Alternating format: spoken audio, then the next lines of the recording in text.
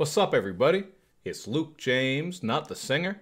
If you're looking to get your music reviewed, you can hit up this email that's right here. But today I'm going to hit you up with my thoughts and opinions on this album that comes to us from Kowan, and it is called Chronicles. Now, Kowan is a rapper who's coming out of New Jersey, and if you want to find out more about him and check out his music, just take a look at the information box I got for you underneath this video.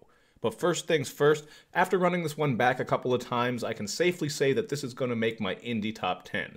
There really are a lot of great things going on here. I think he's a very conscious MC who has a lot to say, and there are some great moments with the production as well. This is a more traditional hip-hop sound where you're getting some boom bap and sample work. So for one example, I especially like No Remorse, where we get this dipset sound because of the clashing drums and vocal chops. Now, the production on here doesn't get too experimental or inventive, so on that front it might be kind of boring to some people, but you're not going to get a lot of trap production and that type of stuff. So if you're more of a traditionalist, I think you really will enjoy what he has happening.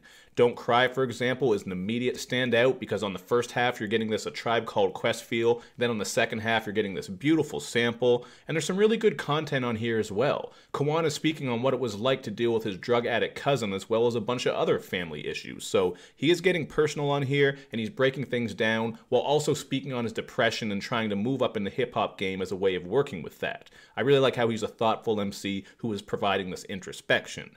Now, this whole uprising is a reoccurring theme on this project, so you are going to get some uplifting vibes, including on Method to My Madness when he spits, "Sometimes the little things are a big factor, and also, if it wasn't for my dreams, I'd be a disaster."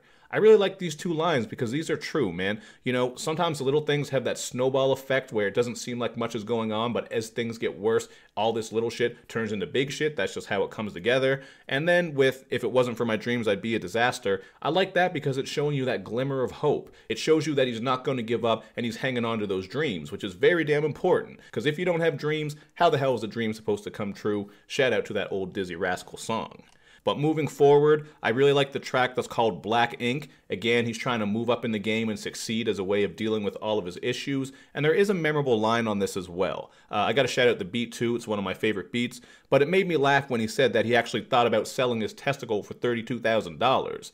Now that has been proven to be false. Testicles don't sell for that much, but it is an urban legend that people have talked about many times. That shit just still made me laugh and got me thinking, man. If I could sell my left nut for $32K, shit, I would probably be ballless. I would sell both of those motherfuckers by now, because I already got 2 kids, third on the way, so I think I'm good, but unfortunately, you're not going to get that much money for your ball sack. Now, Kowan does have a bunch of other memorable bars and punchlines on this project, even when he's just showing off wordplay and not trying to be too serious or go deep into his topics. So, on Sleeping Giant, he has this bar where he says, "They don't know what I'm capable of or who I face until I steal your thunder, playa, like Golden State." I thought that was a hard-ass line, man. And if you're not familiar with the NBA, that's in regards to Kevin Durant leaving OKC to join the Warriors. Gotta appreciate that basketball reference. And that's just one example of many clever lines. He's certainly a wordplay and punchline rapper who brings a lot of this to the project, so if you like that, you're going to enjoy his style.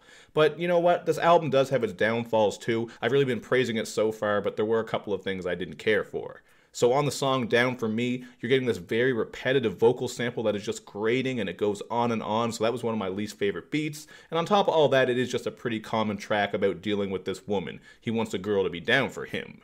And there are some pretty bad singing vocals and harmonies throughout this project as well. It's not quite enough to ruin it. I'm not saying that he's an awful singer and it just takes you out of all these tracks, but I do feel like he missed some opportunities here to feature a great vocalist. So for just a couple of examples, you'll hear this on Top, One Day, and Escape. I just hear the singing on some of these tracks and I imagine to myself if you got a great singer on there, someone who could really bring these high quality vocals to uplift the track. But, you know, maybe he just wanted to do that himself and show some versatility, which I can appreciate, but I wasn't in love with his singing on here.